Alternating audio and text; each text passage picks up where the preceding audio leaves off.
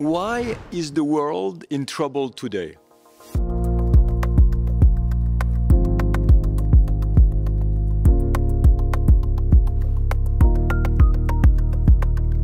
The world is still using outdated and dirty infrastructures and systems and processes, as well as old and dirty sources of energy. This is the problem we have. So it's clear that we need to shift from this situation to renewables, to energy efficiency, and to clean ways to produce. The clean energy transition is happening as we speak, and trade will play a decisive role in determining whether it's inclusive, providing energy security and access for all, and becoming an enabler of sustainable economic growth and development. WTO analysis highlights that current tariff policies typically favor higher carbon goods over greener alternatives, e.g. crude oil and coal face minimal tariffs, whilst import duties for renewable energy equipment in many economies, not all, but many, are sometimes as high as 12%. The fact is that the market is not designed for renewables.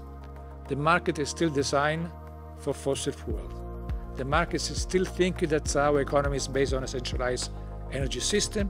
The fact that we are moving to a decentralized energy system, and we are not prepared for it. So this is the challenge. If we triple up the renewables, is it only for decarbonization? No. If we double down the energy efficiency, is it only for decarbonization? No. It's also because it is economically profitable. Renewable energies today are the cheapest sources of energy. So the new energy system will be highly weather dependent, both on the generation side and also on the demand side.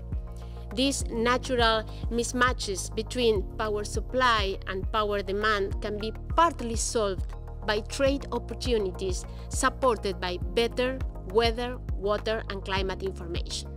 Cold fronts, the cyclones, everything move from one country to the other, naturally. And if you don't have the information shared on time, using the same standards, really available, you cannot understand, and you cannot prevent, and you cannot forecast what is going to come.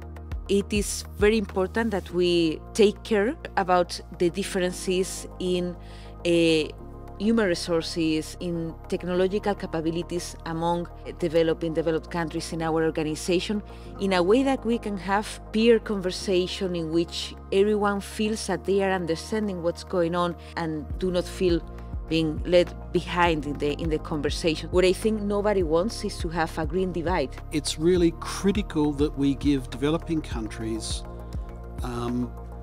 the ability to effectively participate in clean energy trade. All of this costs money.